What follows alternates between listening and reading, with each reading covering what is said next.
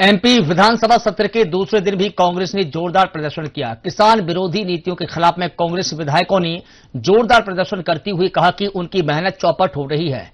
कांग्रेस विधायकों ने किसानों की समस्याओं को लेकर भाजपा सरकार के खिलाफ में प्रदर्शन किया। कांग्रेस विधायकों ने विधानसभा की कार्रवाई शुरू होने से पहले ही हंगामा शुरू कर दिया था। आपको बता दें कि लगातार विधानसभा का जो सेशन है हंगामे की भेंट चढ़ रहा है।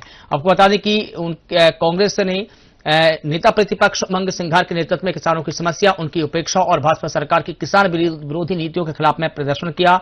और आपको बता दें कि इस दौरान नेता प्रतिपक्ष उमंग सिंघार के नेतृत्व में कांग्रेस विधायकों ने चिड़िया चुग गई खेत की झांकी अपने साथ लेकर विधानसभा परिसर पहुंचे। कांग्रेस के विरोध प्रदर्शन पर मंत्री विश्वास सारंग ने कहा कि कांग्रेस हर सत्र पर नौटंकी करती है। विधानसभा नौटंकी करने का स्थान नहीं, कभी गिरगिट बनकर आते हैं, कभी दारू की बोतल लेकर आते हैं। सदन नाटक नौटंकी करने की जगह नहीं है, चर्चा करने की जगह है, जिस पर कांग्रेस का राष्ट्रीय नेतृत्व अपरिपक्व है। उसी तरह मध्य प्रदेश में भी स्थिति बनी है। मंत्रियों की समीक्षा को लेकर सारंग ने कहा कि मुख्यमंत्री लगातार मंत्रियों की समीक्षा करते हैं, इसमें कोई नया नहीं है, यह एक प्रक्रिया है। मंत्री कैलाश विजयवर्गीय ने कहा कि राजीव गांधी के सपनों को पूरा करने का कानून दिग्विजय सिंह सरकार ने लागू किया था, जिसमें संशोधन आया है। राजीव गांधी के सपनों का राहुल गैंग विरोध कर रही है। पहले 2.5 साल राइट टू रिकॉल के लिए तय किया गया था, अब इसे 3 साल कर दिया है। डेमोक्रेसी की मजबूती के लिए राइट टू रिकॉल का समय 5 साल की बजाय 3 साल तय किया गया है।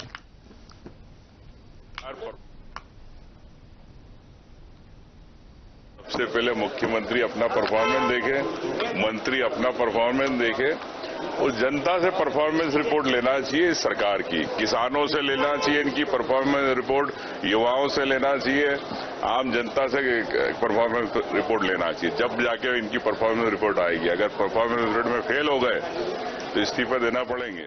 हर सरकार का ये सदैव दायित्व रहा है कि हमारे देश और प्रदेश में जो सामाजिक क्रूरताएं हैं उनको हम दूर करें। उसमें से एक कहीं ना कहीं विषय रहा है बाल विवाह का भी। मैंने इस विषय में प्रश्न पूछा था माननीय महिला बाल विकास मंत्री महोदया से कि पिछले 5 साल में मध्य प्रदेश में कितने केस सामने आए हैं बाल विवाह के, और मेरे प्रश्न में उत्तर में दिया गया है ये सूची है जिसमें जिलेवार जानकारी प्राप्त हुई है। सब जिले की सूची है। मैं बता रहा हूं 2020 में लगभग 366 मामले थे, 21 में थे 436, 22 में 519, 23 में 528, 24 में 529 और 2025 जो भी समाप्त नहीं हुआ है वर्ष, अब तक 538 मामले बाल विवाह के सामने आए हैं, जो ये दिखाता है कि कहीं ना कहीं पिछले 5 साल में लगातार आंकड़ा बढ़ता जा रहा है और इन पूरे 5 साल सरकार भाजपा की रही है। ये बहुत ही चिंताजनक विषय है। एक तरफ हम सबकी जिम्मेदारी है, एक एक विधायक, एक एक व्यक्ति जो कहीं ना कहीं हिस्सा है लोकतंत्र का, कि ऐसी सामाजिक क्रूरता समाप्त हो, खत्म हो। लेकिन बड़े आश्चर्य की बात है कि हजारों करोड़ की बजट के आवंटन के बावजूद भाजपा के राज में संख्या बढ़ रही है बाल विवाह की। और माननीय मुख्यमंत्री जी के द्वारा, माननीय मंत्री महोदया के द्वारा ऐसा एक भी कदम नहीं उठाया गया है जिसके द्वारा इसमें कुछ हम समाधान निकाल पाए। बहुत ही गंभीर विषय है और मैं उम्मीद करूंगा माननीय मुख्यमंत्री जी से कि आप सबके माध्यम से ये खबर उन तक पहुंचे और इस पर वो संज्ञान लें, क्योंकि ये एक कहीं ना कहीं ये ऐसा मुद्दा है जो हमारे प्रदेश और देश के भविष्य का सवाल है। आज सरकार का ध्यान होना चाहिए है बच्चों की शिक्षा पर, जागरूकता पर, किस प्रकार से हम हमारे बच्चों का संरक्षण कर पाए, उनको सही दिशा दें। और यहाँ हमारे केस बढ़ते जा रहे हैं, तो ये गंभीर विषय है और मुझे उम्मीद है कि इस पर संज्ञान लेगी भाजपा सरकार को संरक्षण दे रही है, ना वीआईटी को संरक्षण दे रही है। जैसे ही नॉलेज में आया है तब हमारे आयोग ने समय समय पर कार्रवाई सुनिश्चित की है। पूर्व में एक समय जब उनकी अनियमितता पाई गई तब 10 लाख का उनके खिलाफ जुर्माना लगाया गया है। और अब जैसे ये संज्ञान में आया, हमारी कमेटी ने जो सिफारिश की है, कमेटी ने बहुत तथ्य जो आए हैं बहुत गंभीर प्रकृति के हैं और इस आधार पर हम उसके खिलाफ कार्रवाई कर रहे हैं। देखिए क्या है, वो एक विश्वविद्यालय है, उनके एक्ट में कुछ प्रावधान है विश्वविद्यालय में, लेकिन जो नर्सिंग का कोर्स है वो कोर्स के लिए जो नर्सिंग काउंसलिंग है उससे अनुमति लेनी पड़ती है, और शायद वो उसमें है नहीं, इसलिए हमने तय किया है कि उसको विश्वविद्यालय को हमने सलाह दी है विभाग ने हमारे कि भाई ये कोर्स आप बंद कर दीजिए। हमारे भारतीय जनता पार्टी की मध्य प्रदेश की सरकार आईएएस साहब संतोष वर्मा जी के विरुद्ध कार्रवाई नियमानुसार कर रही है, लेकिन व्यक्तिगत रूप से मैं बहुत आहत हूं। बेटी संसार में किसी की हो, बेटी पूजनीय है, वंदनीय है, बेटी बचाओ बेटी पढ़ाओ, ये सब हमारा लक्ष्य है। किसी भी बेटी का अपमान करना अनैतिक, अभद्र, अपमानजनक, जाति समुदाय के विशेष के खिलाफ टिप्पणी करना ये सार्वजनिक अपराध है, और इसके विरुद्ध जल्दी से जल्दी हमारी प्रदेश की सरकार, केंद्रीय कार्मिक मंत्रालय शीघ्र कार्रवाई करेगा, ऐसा मुझे विश्वास है। अगर कार्रवाई नहीं हुई तो मैं व्यक्तिगत रूप से कोर्ट में जाके और इस्तीगासा पेश करूंगा। अच्छा है ना, अच्छी बात है, होना चाहिए। अकाउंटेबिलिटी तो तय होनी चाहिए कि जितना समय हमने काम किया है उसमें हमने कितनी उपलब्धियां हासिल की है, कौन से काम ऐसे हैं जो अब आने वाले समय में हम करेंगे। तो माननीय मुख्यमंत्री जी का विशेष अधिकार है, और निश्चित रूप से मुझे लगता है कि ये बहुत अच्छी परंपरा है। हम जो काम किए हैं, जो उपलब्धियां हमने हासिल की है, हमने जितने दौरे किए हैं, वो सारे माननीय मुख्यमंत्री जी के संज्ञान में जब आते हैं तो उनको जहां कहीं रुकावट आती है उनको बेहतर कैसे किया जा सके, इस दिशा में प्रयास आगे समय में करते हैं। शहरों के अंदर तो हम डायरेक्ट प्रणाली से करें, ये तो नगर पालिका और नगर परिषद के इनडायरेक्ट करें। कोविड के बहुत सारे प्रोटोकॉल थे, इसलिए नगर पालिका और नगर परिषद के चुनाव इनडायरेक्ट प्रणाली से हुए, उसके बहुत अच्छे परिणाम नहीं आए। हाथ टेढ़ी हुई, खरीद फरोख्त बढ़ी, और जो अध्यक्ष बना वह पूरे वर्ष पूरे समय ब्लैकमेल होता रहा। तो शहर के लिए जो विकास होना चाहिए, जिस तरीके का विकास होना चाहिए, वैसा नहीं हो पा रहा था। और इस संबंध में सभी दल के लोगों ने माननीय मुख्यमंत्री जी से शिकायत की कि इसको डायरेक्ट होना चाहिए, सभी दल के लोग थे, और इसलिए सबकी सहमति से यह संशोधन बिल लाया गया है। और इसके अंदर अब नगर परिषद, नगर पालिका और नगर निगम सबके एक साथ चुनाव होंगे। पर इसमें रिकॉल के लिए भी हमने संशोधन किया है कि अगर अध्यक्ष को बुलाना चाहें, अध्यक्ष काम नहीं कर रहा है, तो 3/4 पार्षद अविश्वास प्रस्ताव लाकर और वह प्रस्ताव कलेक्टर को देंगे, कलेक्टर उसका परीक्षण करेगा, फिर वो राज्य शासन को भेजेगा, राज्य शासन उसका परीक्षण करेगा। यदि वो सब चीज सही पाई गई, प्रक्रिया सही पाई गई, तो फिर राज्य शासन निर्वाचन आयोग को भेजेगा, निर्वाचन आयोग उसको अपदस्थ करेगा और तत्काल बचे हुए समय के लिए चुनाव कराएगा। और इसलिए ये जो संशोधन विधेयक है, ये बिल है, जो संशोधन बिल, यह प्रजातंत्र को मजबूत करेगा और प्रजातंत्र की पहली सीढ़ी में पवित्रता लाने का प्रयास। ये राज्य सरकार का भी विषय है, क्योंकि वो राज्य सरकार की सेवा में है, और यही ऐसे वो प्रमोट होके अब किस तरह से प्रमोट हुए सभी को मालूम है। आपके समाचार चैनलों पे, अखबारों में सब कुछ आ चुका है, क्या क्या तरीके हुए। वो अधिकारी जो न्यायाधीश के हस्ताक्षर बना सकता है, वो अधिकारी जो 6 महीने जेल में रह सकता है, वो अधिकारी जो किसी महिला को प्रताड़ित करके और यौन प्रताड़ना का दोषी हो सकता है। कई प्रकार के विषय जो पढ़ने सुनने में आए हैं, तो मैं मान के चलता हूं कि इन सब बातों का राज्य के लिए संज्ञान लेना चाहिए, और सारी बातों का रिकॉर्ड जो भारत सरकार जो है, फाइनली अवार्ड तो भारत सरकार का कार्मिक विभाग देता है, तो उसको भी पूछना चाहिए। आज मैं पुनः कह रहा हूं, इस बात को दोहरा रहा हूं, यह किसी समाज विशेष का विषय नहीं है, यह व्यक्ति विशेष का विषय। सारी समाज एक है, हमारी समरसता है, सारी बातें। और मैं मान के चलता हूं कि कभी देश में इस प्रकार की आम आदमी समाजों के नेता भी हैं, जातियों की राजनीति भी होती है, लेकिन कभी किसी जाति के नेता ने हमने आम सभा में, चुनावी सभा में, कोई सेमिनार में इस प्रकार की बात कभी नहीं की जो इरेलीवेंट, उससे इसका कोई बहुत ज्यादा संबंध भी नहीं है, लेकिन इसको कहा। तो मैं मान के चलता हूं कि ऐसे लोग बहुत लोग तीखा बोलते हैं वास्तव में अपने, लेकिन इस प्रकार के शब्दों का कभी उपयोग नहीं मान के चलता हूं। जी, तो परफॉर्मेंस मंत्रियों ने जो काम किए हैं वो उनकी टीम के साथ में, विभाग के साथ में माननीय मुख्यमंत्री जी के साथ बैठेंगे और अपने अपने परफॉर्मेंस की बात करेंगे। और ये तो होना भी चाहिए, समीक्षा होना चाहिए, और ये मेरे मुख्यमंत्री जी की प्राथमिकता है कि वो ये सब करें। धन्यवाद। बहुत अच्छी बात है कि इन 2 वर्षों की जो हमारी भारतीय जनता पार्टी की सरकार डॉक्टर मोहन यादव जी के नेतृत्व में हमारे विभाग में जो उपलब्धि की उसकी समीक्षा हो रही है, हमारे लिए एक अच्छी बात है। जो हमारी कमियां उनकी हम समीक्षा करेंगे, उनको दुरुस्त करेंगे, और जो संकल्प है हमारा 2027 का 100 लाख हेक्टर।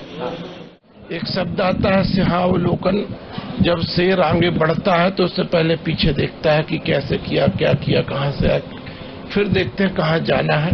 तो निश्चित रूप से पिछले 2 वर्षों में जो काम किए उसके हमारे यशस्वी लोकप्रिय मुख्यमंत्री जी डॉक्टर मोहन यादव जी सभी विभागों की समीक्षा कर रहे हैं, सब वरिष्ठ मंत्रियों के साथ में। निश्चित रूप से इससे हमको आगे और अच्छी योजना बनाने में लाभदायक सिद्ध होगी। मैं कह तो रही हूँ क्योंकि चर्चा में ऐसा कोई विषय वो आया नहीं था कि बाल विवाह को ऐसा वो है। नहीं, वो दिखवाएंगे ऐसा कहाँ से आंकड़ा लेकर आया और क्या है तो उसको दिखवाएंगे हम लोग। नहीं, मुझे 2 साल में काम करने का मौका मिला और संयोग से सद्य अटल बिहारी वाजपेयी की जन्म शताब्दी का वर्ष था, तो लगभग 2500 तो हमने अटल ग्राम सेवा सदन 2 किस्तें डली और दोनों किस्त आदरणीय प्रधानमंत्री जी ने डाली। 3,400 के आसपास अटल सामुदायिक भवन बने जो 25 लाख और 47 लाख कीमत के। फिर 106 जनपद के भवन है और उसके बाद में 5 जिला पंचायत के भवन है। लेकिन इनमें जो महत्वपूर्ण बात है कि ये सारे भवन, चाहे ग्राम पंचायत भवन हो या जनपद भवन हो या जिला पंचायत भवन, ये 3 मंजिला जा सकते हैं। पहले कभी ग्रामीण क्षेत्र में ऐसा नहीं होता। वो जो सामुदायिक भवन है वो खेल के लिए भी उपयोगी है, धार्मिक कार्यों के लिए भी है, शादी विवाह के लिए भी है। स्वच्छता परिसर उसके साथ जहाँ जगह पर वहां पर करना चाहिए। नवाचार सभी क्षेत्रों में हुए हैं, चाहे आजीविका मिशन हो, चाहे प्रधानमंत्री सड़क हो या फिर हमारा मनरेगा हो। इस बार जो जल गंगा अभियान चला, मैं नदियों को उद्गम पर गया, वो तो नवाचार था ही, लेकिन हमने शिपरी जो हमारा सॉफ्टवेयर है उसके तहत ही पहली बार ये सारे के सारे जलगंगा अभियान के काम हुए, जिसको केंद्र ने भी सराहा है। तो मुझे लगता है आप लोगों के पास भी जो सूचना है, ये सामान्यतः पानी नहीं भरा, ये नहीं हुआ, वो नहीं हुआ, तो इस बार हमने और सर्वेक्षण कराया कि अब हम मिड ईयर में ये देखें कि किन किन जगह पर पानी है, कहां पर नगर नहीं होगा, तो हम खुद उसको आइडेंटिफाई करेंगे कि भाई ये कैसे हुआ। अगर हम सैचुरेशन पर हैं कि 100% सफलता मिली है, तो ये राज्य के लिए, हमारे लिए नवाचार की बड़ी सफलता होगी। और इसलिए ऐसे बहुत सारे चीजें हैं जो समाज को पता चलनी चाहिए। मैं इसलिए मुख्यमंत्री जी को धन्यवाद देता हूँ। अभी तो कांग्रेस ने दिग्विजय सिंह जी का ही जीआई टैग खत्म कर दिया है। अभी तो कांग्रेस का टैग दिग्विजय सिंह पर ही धीरे धीरे खत्म हो रहा है। और दिग्विजय सिंह जी जब आप मुख्यमंत्री थे तब क्या हालत थी, जब आपके प्रधानमंत्री थे तब क्या हालत थी। आज भारत की फसलें जीआई टैग के साथ भी बिक रही हैं और विदेश के मार्केट में सर ऊंचा करके बिक रही हैं, अधिक दामों पर बिक रही हैं। भारत के किसान के लिए, चाहे वो किसी भी प्रकार का व्यापार करता हो, उसके लिए हर संभव प्रयास कर रही है भारत सरकार, डॉक्टर है हमारी पूरी मोहन यादव जी की सरकार और मोदी जी की सरकार। देखिए, कांग्रेस अगर थोड़ी भी समझदार होगी और कांग्रेस को अगर थोड़ा सा भी संवैधानिक ज्ञान होगा तो ये सारा काम निर्वाचन आयोग का है, हमारा कोई काम नहीं है। एक बात, लेकिन कांग्रेस की मुसीबत ये है कि कांग्रेस के पास खुद पर पीएलए नहीं है और इसलिए कांग्रेस ड्रामा कर रही है। कांग्रेस कभी नाम कटने का ड्रामा करती है, कभी वोट के बारे में ड्रामा करती है। कुल मिलाकर कांग्रेस अपने पापों को छिपाने के लिए वो संवैधानिक संस्थाओं को टारगेट कर रही है, चाहे वो निर्वाचन आयोग हो, चाहे न्यायपालिका हो। कांग्रेस का एक ही मत बन गया है, जो स्टेटमेंट पाकिस्तान में दिया जाता है सेकंड डे वही स्टेटमेंट भारत में राहुल गांधी दे देते हैं, या जो स्टेटमेंट राहुल गांधी भारत में देते हैं सेकंड डे वही स्टेटमेंट पाकिस्तान में हो जाता है।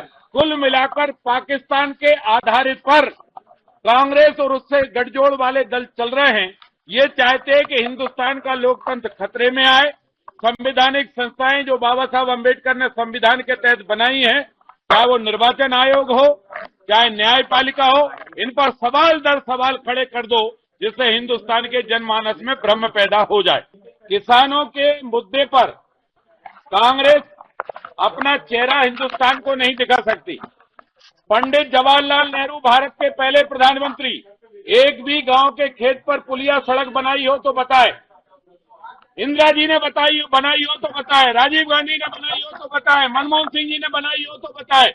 गांव में अगर सड़क पहुंचाई है तो श्रीमान अटल बिहारी वाजपेयी ने, और हिंदुस्तान के करोड़ों किसानों को सम्मान निधि दी है तो श्रीमान नरेंद्र मोदी जी ने, और किसानों के खाद में, किसानों के बीज में सब्सिडी अगर दी है तो वो भी भारत के प्रधानमंत्री नरेंद्र मोदी जी ने दी है।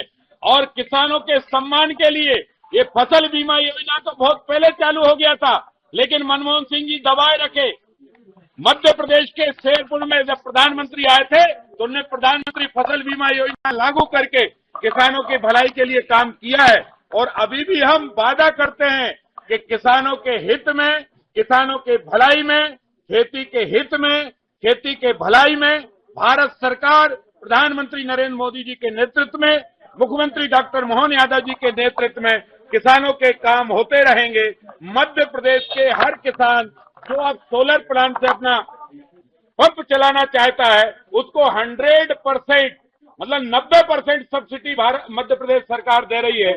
हम किसानों को भावांतर भी दे रहे हैं, हम किसानों के समर्थन मूल्य पर फसल भी खरीद रहे हैं। कांग्रेस केवल घड़ियालू आंसू बहा रही है। ये वही कांग्रेस है जिसने किसानों के खेत लेवी में बिकवा दिए थे और किसानों को जेल में डाल दिया था।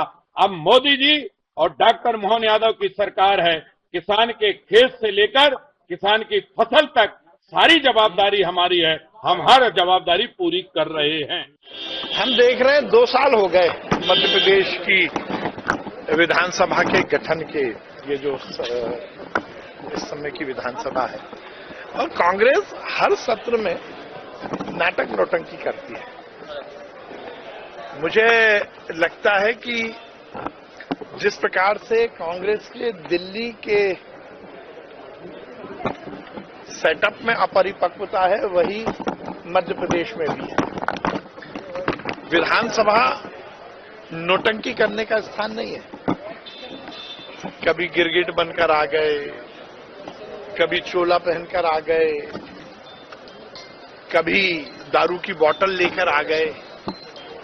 कांग्रेस के विधायक इस सदन की गरिमा को तार तार कर रहे हैं।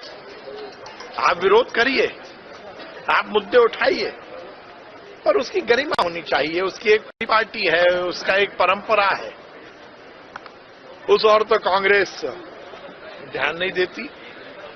मुझे लगता है कि ये कांग्रेस की अपरिपक्वता का ही उदाहरण है। देखिए, भारतीय जनता पार्टी की सरकार प्रदेश के विकास, जनता के कल्याण में तत्पर है, और ये समीक्षा होना ये एक पीरियडिक है, ये एक समय का कार्य है। माननीय मुख्यमंत्री जी हर समय हर विभागों की समीक्षा करते ही हैं, और निश्चित रूप से यदि हमें कुछ अच्छा करना है तो विगत दिनों हमने क्या किया उसकी समीक्षा और आगे क्या प्लान। तो ये तो एक अच्छा स्वागत योग्य और सार्थक काम है। सवाल उठाया है, उनका ये कहना है कि विधानसभा के समय जब बीएलओ को मानदेय देना था वही नहीं दिया गया, इस बार अब सरकार मानदेय बढ़ाने की बात कर रही है। देखिए, मुझे लगता है कि कांग्रेस बिना किसी जानकारी के मुद्दे उठाती है। यदि किसी कर्मचारी को बीएलओ के रूप में लगाया है तो चुनाव आयोग के जो निर्देश होंगे उसका पालन सरकार करेगी।